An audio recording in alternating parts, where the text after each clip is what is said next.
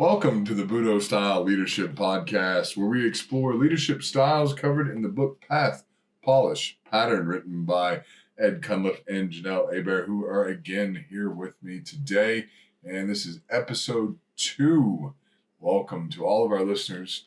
We're excited to jump into this podcast right after the start of the new year. And so with the start of the new year, I think we're skipping a bit in the book, right? So why don't you tell everybody what we're talking about today? So today we're just going to be covering health and fitness, since it is the beginning of the new year. Most people start making their resolutions, and oftentimes that involves getting healthier, going back to the gym, or finding ways at home to get healthier. So we thought this was a great chapter to go to for the first of the year. And hopefully we'll challenge people to go beyond just the first of the year as well. So that's chapter 12 in the book. And, that's the problem with resolutions is they sound good and everybody makes them and they last, a week, 2 weeks, a month, maybe, if people are lucky. So hopefully some of the ideas and concepts in this chapter will do just that and carry people on throughout the rest of the year. And perhaps they're change their whole lifestyle if they, devote to it. So in the beginning of chapter 12, there's a bit of text here that I'd like to bring the viewers up to speed on. And so you write here in the book about health and fitness, beginning of chapter 12. This concept is simple to understand, but not always easy to follow. If you are not in the best of health, you will find that you cannot perform to your peak ability. In an effort to maintain a healthy lifestyle, you must incorporate some type of fitness regimen into your life. It's easy to say that you, quote, don't have time, end quote, but when you miss multiple practices as a martial arts student, you will find it more difficult to build on what you have learned.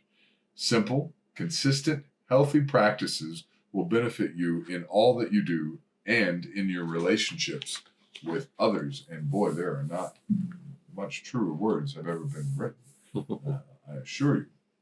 Yeah, I will say that after the first of the year, we had some students come back after about a 2-week break for the holidays, and they're getting back into it this week, and they are finding that not doing anything over those 2 weeks of holiday vacation, they are a little sluggish and a little behind on their practice. So when they came back to the jiu-jitsu, it was a bit of an eye-opener that they needed to keep moving a little bit even when they're on that holiday break. It's interesting that seems to apply also to intellectual work, to kids going back to school or adults going back to school. Is if they've truly taken a break, meaning they've watched television or whatever they might do for the last 3 weeks, they're sluggish mentally as well as physically. Right. And I don't know that we can really separate, or should we even try to separate the two? I think that it goes hand in hand with each one. I mean, if you're physically sluggish, a lot of times that does mean that you are mentally sluggish. Mm-hmm. So you have to maintain health and fitness for not only your body, but your mind as well. Yeah. And you mentioned, I want to get to the New Year's resolutions, because it was kind of funny the other day. I had a friend all excited, and she's planning a trip. So it's not just a New Year's resolution, but it's trip focused. I think the trip is in 3 months. And she was going to walk a lot on this trip when they got to their destination. And so she'd set her goal for herself, and it was all related to that one trip. Yeah. And I can just imagine, as soon as that trip's over with, reverts back to the normal behavior. And right. I think that's what happens with a lot of folks with the New Year's resolutions or any kind of fitness goal, is they hit that goal and then they're done. Yeah. But then there are people like us, got one goal coming after another, or it's not even a goal for me. It's just a practice. Yeah. It's something you do. Yeah, it's a habit. And without it, you feel a little lost. Like if you can't do it for a short amount of time, you're like, what am I doing? And you feel like you've set yourself back, even if you've missed only one day. Yeah, it is admittedly something of an addiction. Yeah. Whether that's mental or I've read some things too where they argue that fitness routines become very addictive and that there is a biological, physiological kind of process involved. So I think I have a husband that might be addicted to lifting weights and working out in the gym a little bit because his alarm goes off at 6 o'clock in the morning. I'm hitting him with a pillow to get him out of bed, and he's like, "Oh, I'm going to the gym." okay. I'm like, "It's 6 o'clock in the morning. Don't wake me up." Well, if I don't, for me, if I don't get up and do it first thing in the morning, it's hard with my schedule and all the other things going on for me to make time later in the day. And if I don't do it, I feel absolutely terrible mentally and physically if I don't get to the gym.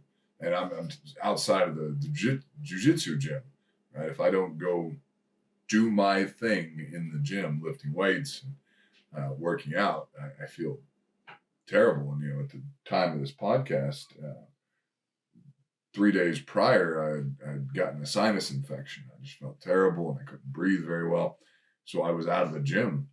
I went back to the gym this morning and probably went back to the gym a little soon, but I couldn't stand not going back. But I've been doing it for so long. It's such a habitual practice. If I don't do it, I feel lost.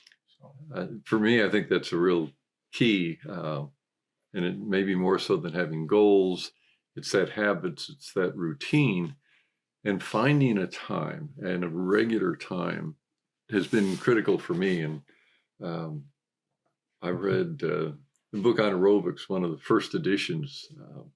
Can't even remember the authors. I'm sure others will remember that, but I decided I was going to do that. And the best time of day for me to do that was early before everything else got started. So I'm up 5 o'clock every morning. I do my stretches, do my aerobics, and then I go about my day. And if I miss in the evening, and I do sometimes working on weights or Bowflex or something, that's okay.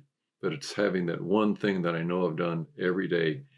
And I do it when I travel too. And I don't think about it. I don't say, oh, well, is it going to fit today or not? No, it fits. It fits. It has to fit. You guys are much better about it than I am. I am not a morning person, so I will fit it in once I'm awake. I will find a time to do something once my eyes are open, but I'm not going to get up at 5 or 6 o'clock in the morning if I do not have to. That is not my routine. I'll get it done, but I'll get it done when the sun is actually in the sky. Oh, no. But how is it, or what do you do to keep that? I mean, a lot of people, oh, well, I just got busy, or I had this to do, or this came up. I think it's actually a little forced on my part, and I enjoy that because I probably would be one of those people that, oh, yeah, I can't do that today. I've got this going on. But, being in the jiu-jitsu academy almost every single night, I'm getting some sort of workout in because, shifting 50-pound kids into position, lifting them up and moving them around, that's my weightlifting. That's a fair workout. Yeah. By the end of 2 kids classes, I'm like, okay, I got my workout in, and then I've got the adults to work with. So it's not that it's a habit. It's that I have to be out in the gym teaching my students. So I'm going to get a workout in no matter what. So that makes it easy for me because I would probably be one of those people that I'm like, oh, I don't want to do this today, so I'm not going to. Yeah. But I have to. So I've had, and it's been noteworthy to me, 2 of the presidents that I've worked under at the university I work at, I would meet them, not intentionally, but in passing at the gym in the morning. If we were traveling and we're traveling as a group, I'd be going down to the gym that they'd have in the hotel, and my president would just be finishing a run. yeah. And I've had 2 presidents like that. This is crazy, but it's really good. And I think it's that recognition that, again, the body and the mind aren't separated. And by keeping their bodies fit, they're able to keep mentally sharp and aware. So. Yep. I'd be remiss if I didn't tell this story just to prove how crazy I am. But she will remember this well. But when we lived in a town called Pauls Valley, ourselves. I'm saying that for the listeners more so.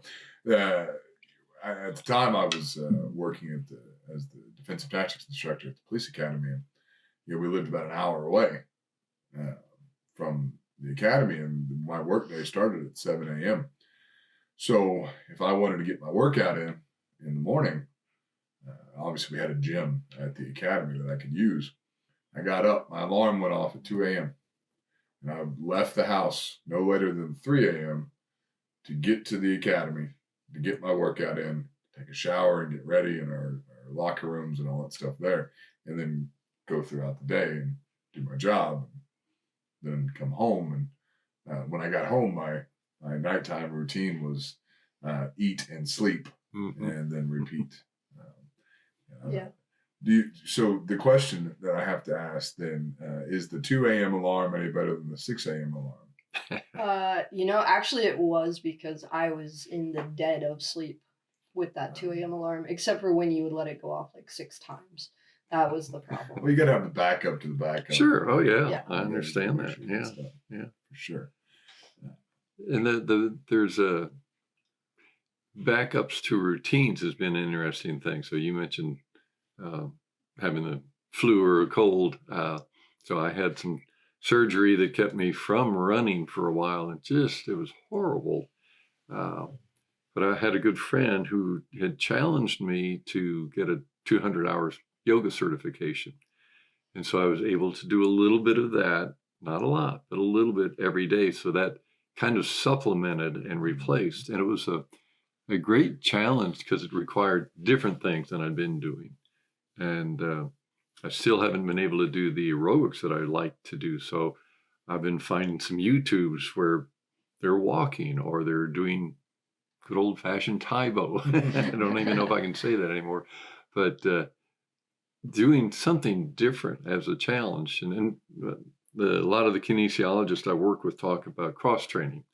So it's that idea of cross training, but this is even more allowing some serendipity into the life and into your routine. But again, keeping that routine. I'm going to do this every day in a discussion. Yeah, I think that answers our first little question after our first anecdote. What's your routine for supporting your health and well-being? I mean, I think both of us have one. Mine's forced, which I need, and I appreciate that it is, because like I said, I probably would be one of those people, but I can't be because I have to be out in the gym. My students expect me to be out there. And then I have to maintain a level of some sort of physicality just because my students expect that from me. They need me to be healthy, and they need me to be able to, show them what they need to know. So I like that it's forced, because it definitely helps me in a routine and keeps me in a routine. So I think supporting our health and well-being, we all have a pretty decent routine for that.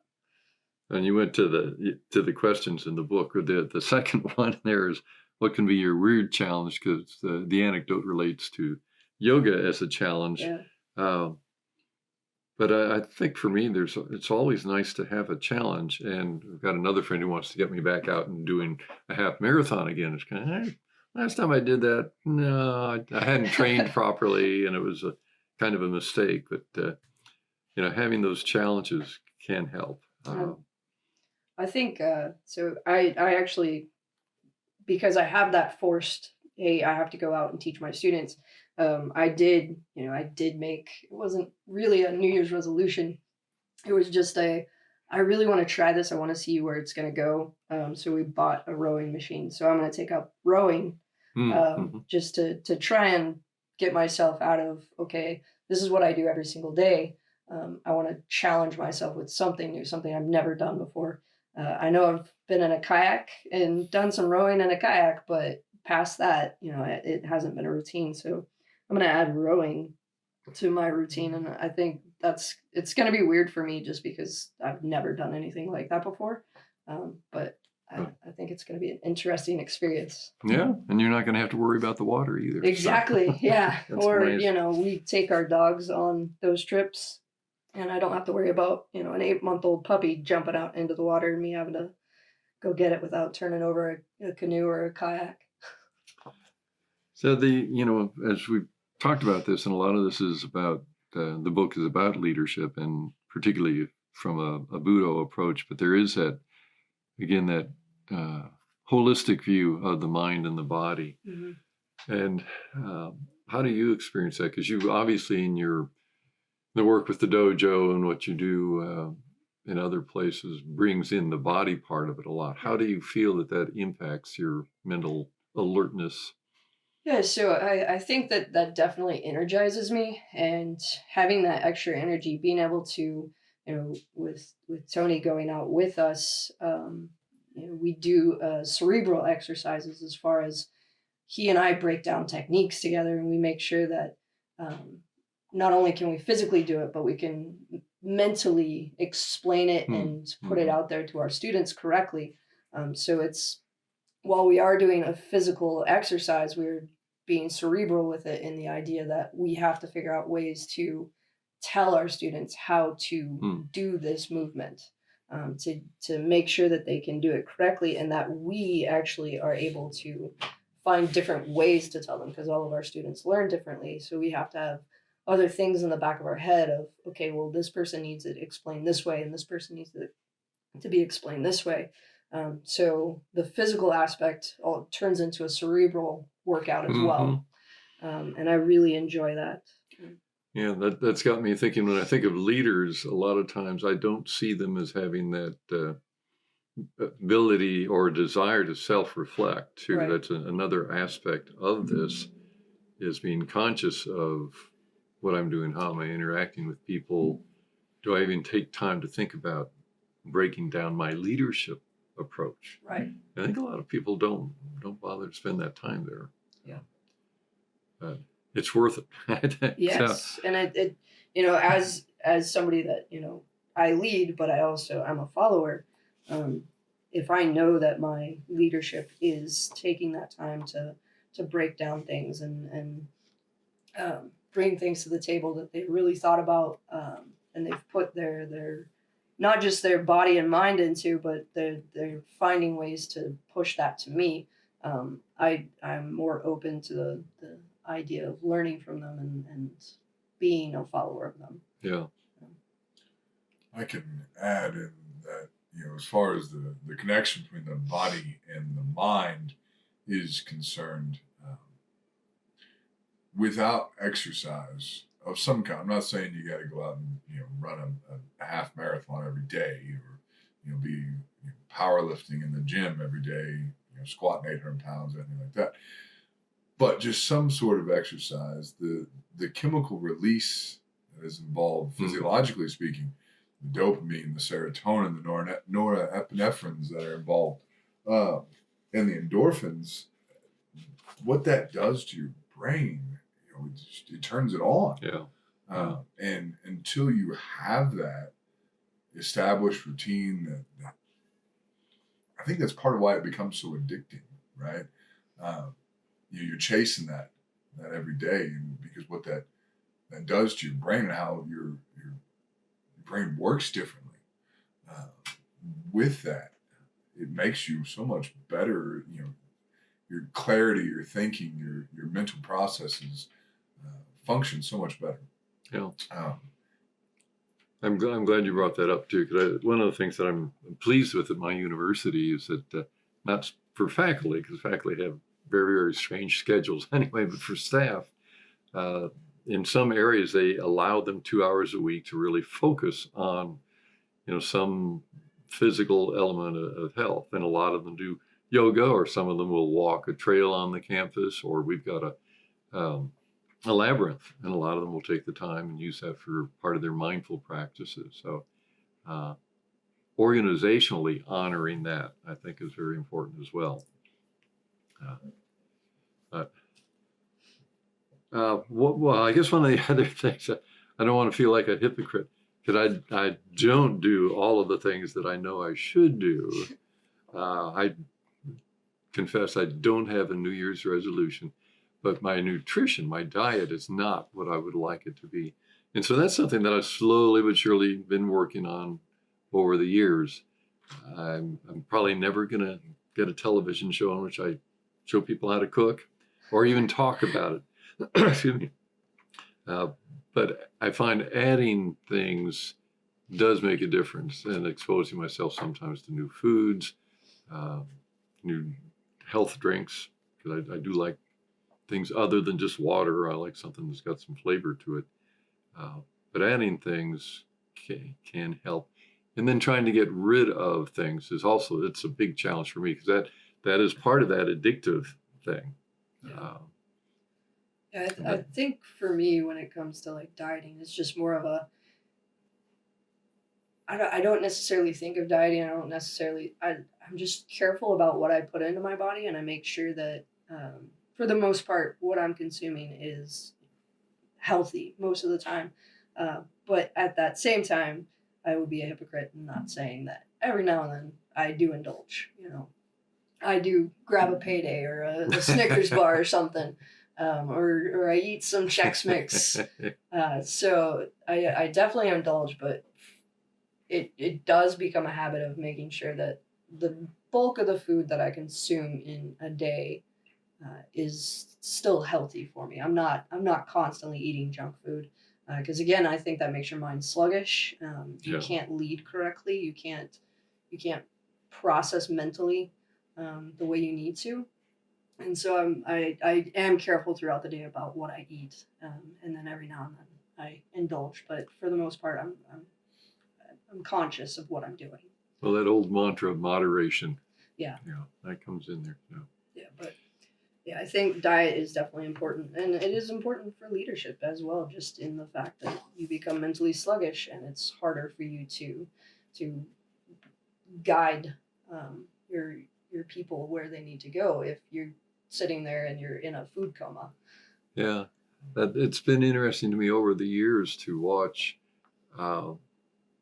at events on our campus where used to be they'd have, if it was a morning event, it'd be donuts and coffee, and that's shifted now. So there may be a little bit of, one or two donuts and a lot of fruit, some yogurt, some granola.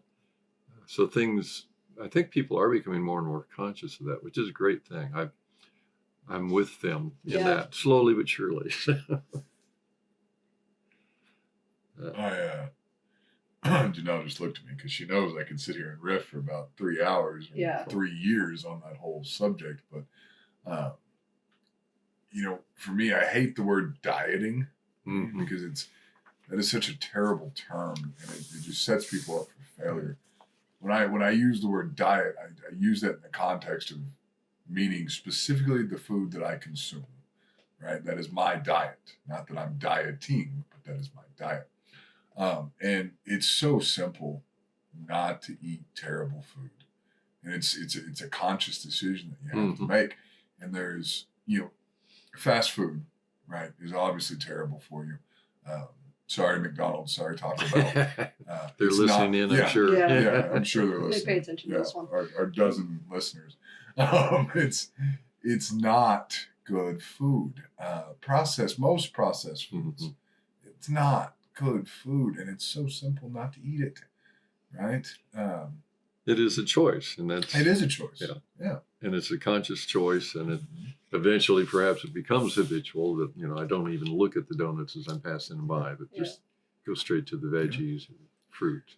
If you have if you do everything right as far as your exercise routine, and you have some sort of physical movement in your daily life, but yet you're stuffing Big Macs down your throat at lunch and dinner, you're kind of counteracting all of that, and you're not doing yourself any good. So, what you eat is so important and really plays into that whole trio there of mind-body connection. Yeah. One of the other things we talk about in that chapter, although not perhaps as much as we ought to, is sleep. Yeah. And taking time for sleep.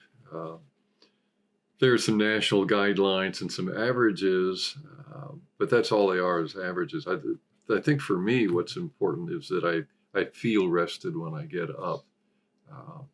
I hear things, and I've read things about, don't ever press the snooze button. You need to jump out of bed.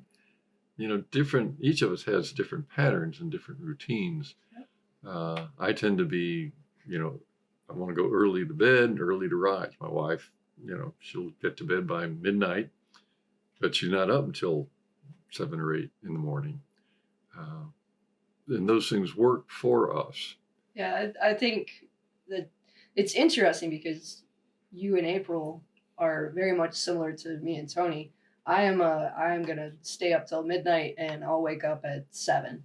He is, hey, it's 9 o'clock. I'm going to bed. Yeah. And then his alarm is going off at 5 o'clock in the morning. So but if I tried to do that, I feel like I would be sluggish throughout the day. I would not enjoy my day. And I don't like going to bed early. So yeah, my sleep routine is different. I'm getting enough rest, and I'm getting the rest that I need, and he's getting enough rest. He's getting the rest he needs. But yeah, it's got to be something that works for you. I think the national guidelines are great, but if that's not what rests you, you need to find something different. Yeah. And then one of the things that we talk about in that specific part is that when we have a lack of sleep, we do become irritable and irrational. And becoming irritable and irrational as a leader, you will make bad decisions. So you have to get that rest that you need so you can make sure that you're leading your people with solid decisions and decisions you've thought out versus I didn't get my normal sleep last night. I'm not rested and now I'm irritable and I'm going to just make rash decisions today. Heaven forbid. No more rash decisions. Yes. The health and wellness thing is conscious and it's subconscious and it's habitual and it's separate challenges, so many different things. I think one of the things that I like to do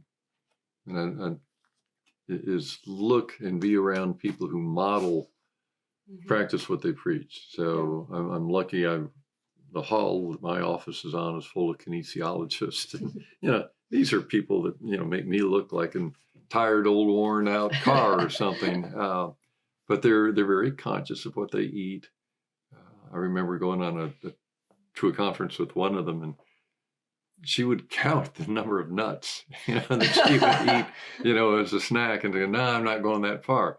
But to actually model and what you're doing, what you're saying. So we talk about that in terms of leadership. Is that I can remember as a kid, physicians that would smoke, and that was one of the. In fact, I think it was Lucky Strike advertised that they were smoked by more physicians in the country than any other cigarette. And you're thinking, okay, Yeah, that's the doctor I want. Yeah, right. Yeah. So it's, and I don't expect my physician or whatever to be totally fit or the president of my university. Yeah. But paying attention, having a healthy mind body concept and modeling that, I think helps all of the people you're around, the people you're leading or following. So yeah, definitely with our students on the mats, but also working at the police academy. I think it's incredibly important as an instructor, as somebody that they see. They need to see that I'm modeling healthy behaviors, and hopefully passing those healthy behaviors on to them, because as they go out into their career field, they need to be rested, they need to eat healthy, and they need to be physical. So in law enforcement, that's definitely 3 things that you should be modeling to future law enforcement officers.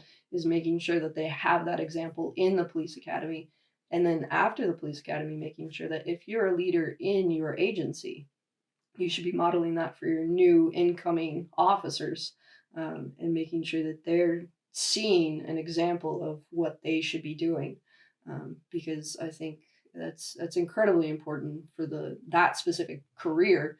But then you go back to our jiu-jitsu gym, making sure that we model that for our kids and our adults and showing them healthy lifestyle behaviors.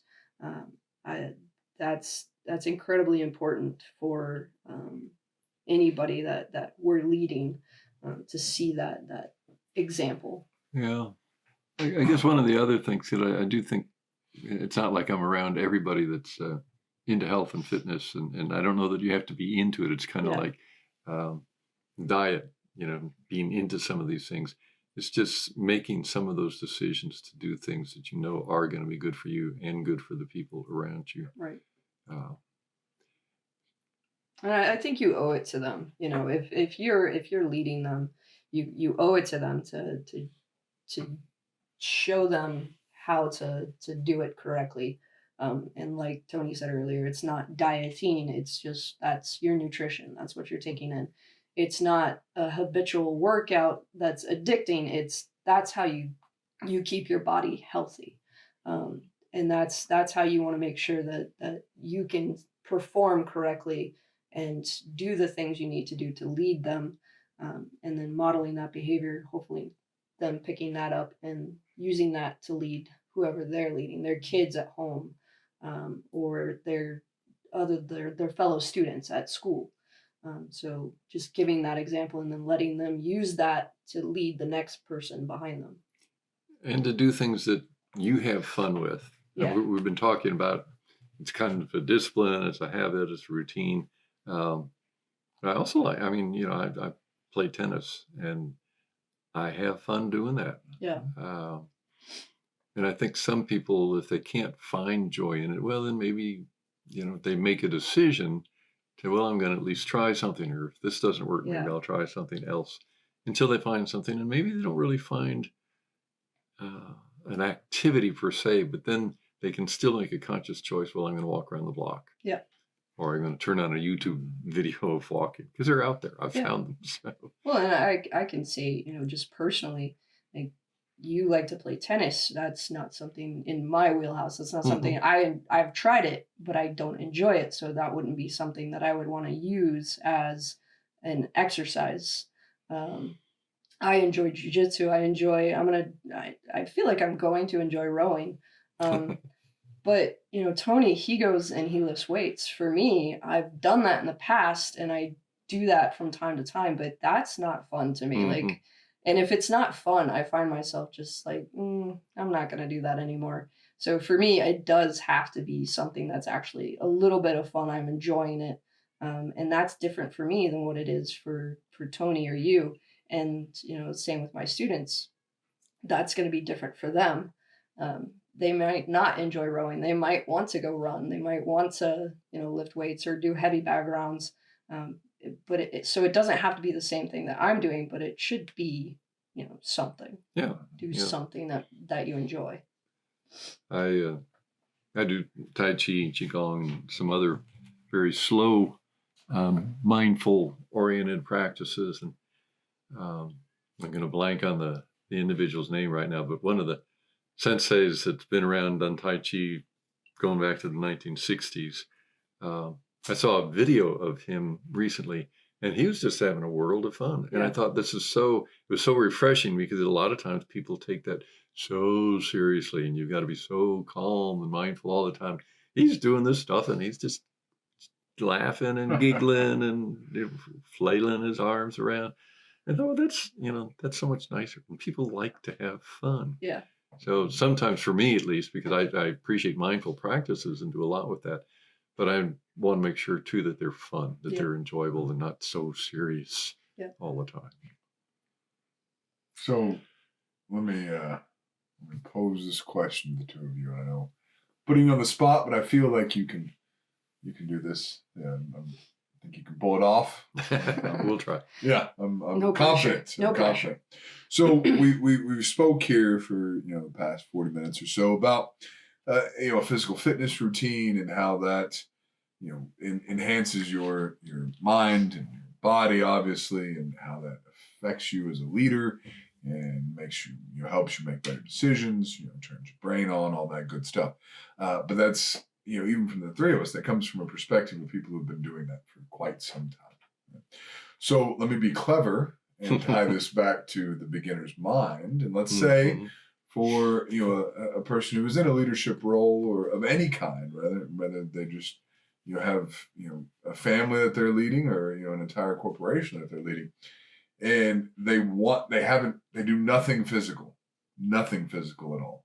and they still believe in, having donuts every day or cupcakes or that stupid pizza party thing that corporate offices do. And they're filling their employees full of junk while they're eating the junk too. And they don't do any exercise. They have no concept of nutrition or anything like that. Right? But they want to. They see the light. Right? They say, hey, these guys they're saying things that I think sounds good. I want to jump into that. How would you suggest they do that? Like what steps? Somebody who's never done it before, how can they get into it and make it stick? Mm-hmm. Well, I think what we were saying in terms of fun, something that's fun. Mm-hmm. A lot of people are into games, and I mean physical games, not computer games. Nothing wrong with those, but again, that usually you're sitting in that process. One of the things that I know a number of people who do it, I've not done it that much, but is walking meetings. So instead of come to the office and we'll sit and chat for an hour and drink a bunch of coffee, let's get up and we'll walk around our campus, walk around the office. So I think anything is a good first step, and some things will catch on and others won't. Yeah, I would say the same thing. Start small. Maybe ask friends what they're doing. Or find somebody that's a like mind that goes, hey, I see the light. I want to start trying something. Each of you come up with a couple different things that might make you a little more physically active, and it doesn't have to be lifting weights. It doesn't have to be going to a gym. It can be like what you said, just going for a quick walk around the building. But finding somebody that can also help you find that accountability. But again, accountability in something that's fun, something that you want to do. Because if you don't want to do it, you will find every excuse in the world not to, right. And you won't do it. So just small steps of finding that one little thing that might progress into a habitual thing. And then I would say with diet, it's the same thing. Just start. If you see those donuts, you want one, and you're like, I cannot resist. Maybe do half one, right? Yeah. Start with a half. Yeah. That's a small step. Yeah. And then maybe from there, pass that up. Go ahead and get the coffee, but pass the donut up. Grab a granola bar. Mm-hmm. Just small steps to start making those healthier lifestyle choices. If there's a plate of fruit beside the donuts, go for that. Still got a lot of sugar, but it's going to be better sugar than what's in that donut. So little things. Yeah. And it's great to see some organizations, corporations that have wellness centers in their facility if they do that. My institution has supported some folks in getting these stand-up desks, so you can stand part of the time or sit. I use mine quite a bit. I'm up and down a lot. Within an hour's time, I may be up, 15 minutes down, 15 back up. That works for me. One of the things that I see, so my boss at work has a great example of this, and I don't know if he's consciously doing it, but a lot of times he's not in the office. He's got his phone set to dial to his cell phone, and he's up walking around the campus. He doesn't like sitting still for very long, so he's up just moving around, and really, I don't know if it's just a conscious effort to stay moving, but you definitely see him up and walking.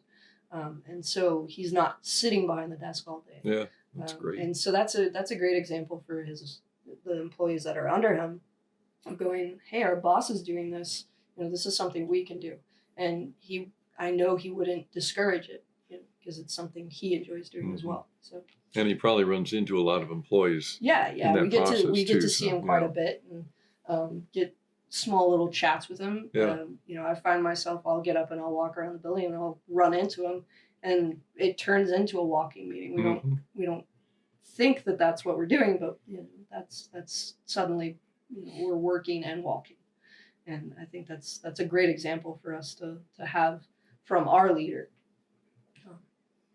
Good question. Thank you for that question. Yeah, little things. I do what I can. Like little steps. It doesn't have to be big. I think sometimes people think that if they're going to make a change, it's got to be this grand change. I know when you started getting healthier, you stopped everything. Like you were working out 6 hours a day and you stopped eating all the junk all in one day, and that was your way of doing it. Right. But that doesn't have to be everybody's way. It can be a little step. It can be a small change. And then once you make that one small change, you make another one. Yeah, You just start building it, and it becomes habitual after a while. I can't agree with that more. It's all about the small goals and the small changes. And I don't have a better way of saying this, but I'm going to understand I'm not being egotistical or arrogant when I say this. I just don't think there's a lot of people out there like me, and I'm not saying this is a good thing. This could be a very bad thing too at the same time. When I make a decision to do something, anything, doesn't matter what that something is, I'm either going to fully do it or I'm not going to do it at all. There's no in between, no middleman. So, I was rather overweight for a large portion of my life. Up and into my early 20s, I was obese, and there's no other better word for it. I really was. And, I made a decision to not be that way anymore. And when I made that decision, I stopped eating junk and started working out and stopped smoking all on the same day. Cold turkey, everything. And I was literally working out 6 days a week, 2-3 hours a day in the gym. I was training martial arts all at the same time. And that's been for the past, multiple. Yeah, well, I will say I can personally attest to the fact that when you do make a change, it's very drastic, dramatic, and it's all in. Yep. I am not that way. I'm the small steps kind of person. Right. If I'm gonna make a change, it's small steps. That's how I get there. And nothing wrong with either way. Yeah. And I was going to say, maybe that's another point that we ought to make, is that each individual has to find their own way into this. What's really important, and I think what we all agree on, is that health and wellness is something that it's a worthy process. It's a worthy lifestyle. I won't even use the word goal because I think it's one of those words that minimizes it. It becomes a lifestyle. Yeah. It becomes something that you don't even really think about doing anymore. Once it gets into your habits, you no longer have to think, oh, I'm going to skip the donut. You just skip it. Yeah. Right. It's not a thought process at that point. It's just life. A good example is, love her to death. My dear mother has moved. She moved in with my wife and I, and sold her house, and we're taking care of her. It's a fun time, but she has some different thoughts on health and wellness. Yeah. But she's older. She's lived her life, and sure she's earned that. And there are certain things that are now in the house that have never been in the house before. But it's not like it's a temptation. Yeah. It's really not. I mean, I see the cake or whatever, the sodas in the fridge, and I see them, but I don't see them all at the same time. It's not like I look at it and say, "Oh, I want that." Well, I've made my lifestyle change, and it's been for so long that it matters not to me. Right. I don't care. Great. So I will say that there's been a few times she's tempted me with like a fried pie or something. I'm like, okay, I'm because for me, I'm like everything in moderation. That's kind of how I live with my choices.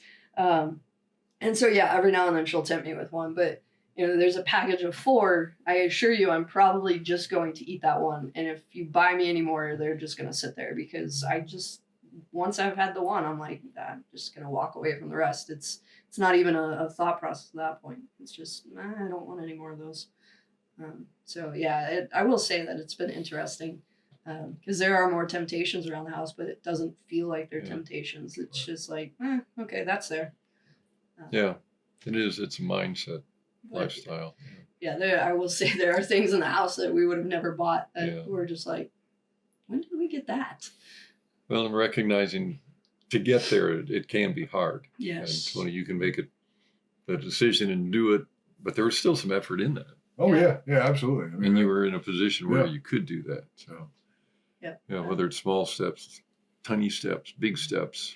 Well, what is interesting is before that all in decision, I mean, there were, I didn't live in oblivion. I knew I was, severely overweight. And there had been attempts prior to that, but they were the slow approach attempts. Mm-hmm. And they always Yeah. failed. So when I decided to say, all right, screw it, I've had enough of this and I'm doing it. That was the approach that worked. But that's just how I am. Again, let's just reiterate for our listeners, like, make the choice, make the decision, and then do it your way. Yes. Do it, but do it your way. Nobody can tell you how to get to your lifestyle change, but as long as you're committed to it, you'll get there. So would you recommend anybody who does this and they make the lifestyle change and to whatever degree, right? If it's the small steps or it's the big slash, we're doing this now, would you recommend that they, or how would you recommend that they reflect on the things that they see, the impact that they see that has on their lives? Not just physically, right, but mentally. Mm-hmm. How can they reflect upon that so that they see the value in it? Yeah, what comes to my mind is journaling, and I don't journal a lot, but reflecting on it, I found it at certain points in my life, changes, whether it be work or wellness, that I have found value in journaling, and it's not like watching my weight per se, but just as I recovered from some surgery, I've kept notes on what I've been able to do. I can't do this, or I did that and it hurt. So I think somehow keeping track of it. One of the things we really haven't talked about, too, some people in doing this individually, some folks work very well as, I'm going to do this with my partner or with a friend. I don't mess with that. My fitness, it's kind of like, it's my routine. I'm going to do it. If somebody else wants to join me, that's great. But this is me. And this is what I'm going to do. Yeah, I don't have anything other than journaling that I would suggest. This day and age, I would say one way to reflect, and I know I've seen you do this, pictures on social media. Throughout your life, the last 20 plus years, people have been on social media and there's pictures of them. So being able to go back and look at those pictures and see that change, see the change in what they've come from and where they're at now. And, even mentally, if I look at my Facebook memories and I've posted something, it's not even a picture, it's like a quote or something, or I've written something on Facebook 12 years ago, I'll read it and I'm like, man, I am so glad I'm not that person anymore. Like, mentally I've changed because I've done these lifestyle changes, and that has changed my mentality.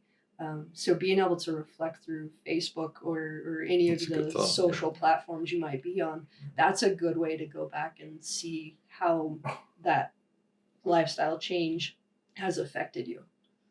So you get all your Facebook memories popping up from 15, 20 years ago, and you're seeing, on this day I checked into the gym, that day I checked in the gym. Yeah. You get to see that change physically in front of you. You can see pictures and statements that you might have made back then, and you're just like, yes, I can definitely see how I've changed as a person through all of these little steps, or this massive change that you did.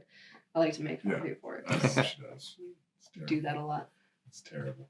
But I'd say if anybody, if they're just wanting to try something to see, dip their toe in the water, give it a week, and don't drink any soda or sugary drinks, sweet tea, coffee that's not really coffee because it's got a pile of sugar in it.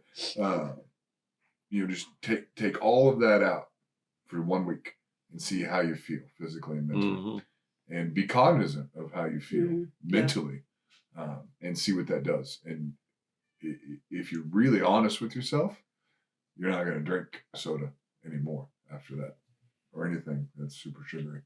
and that can start you on that path. Yeah, So, yeah. That's a good point. Yeah. Giving it time, because I think that's the other thing that happens with New Year's resolutions a lot is somebody will maybe do it for a week or 2 weeks. And again, they've tried to do probably too much. right. Yes. And that doesn't work for everybody. If it works for you, Right. that's the way I quit smoking. Yep. Yeah. I quit one day and that was it. So after having quit a dozen times before. So Yeah, There you go. don't expect to go to the gym on one day and then have a 6-pack the next. Yeah. Like that's not going to happen. It's going to take time. yeah. It's going to take time to get healthy, and just give yourself that time. Be willing to work through the process. And I've joked about the 6-pack. I think the only time I had a 6-pack, I was probably 17 years old and on the high school wrestling team. But I think that can be another hindrance, is the expectations physically sometimes and visually are too much. Yeah. That I'm going to do this and then I'm going to look like Arnold Schwarzenegger or Right. something. It's going, Yeah. I don't even want to do that. So, Man- no offense, Arnold. Manage expectations. Yes. Yeah. Be realistic. as you go Yeah. along. Yeah. Be realistic, for sure. Mhm. Well, you guys have any closing thoughts? I mean, I think we've covered the topic well for, without going. I think it comes down to the Nike thing. Just do it. Just do it. Yeah, I think that's the best way to end this. Yeah. You make the choice and just do it. All right. Well, thank you to our listeners for joining us for episode 2, covering chapter 12. As we jump into the beginning of 2024, I think that was a great decision by Ed and Jeanelle to cover that last chapter in the book a little bit early on in the process here, because the timing was right. And we will look forward to seeing you guys for chapter 3. Sounds great. Episode 3. We'll be back. We shall return. We'll be back.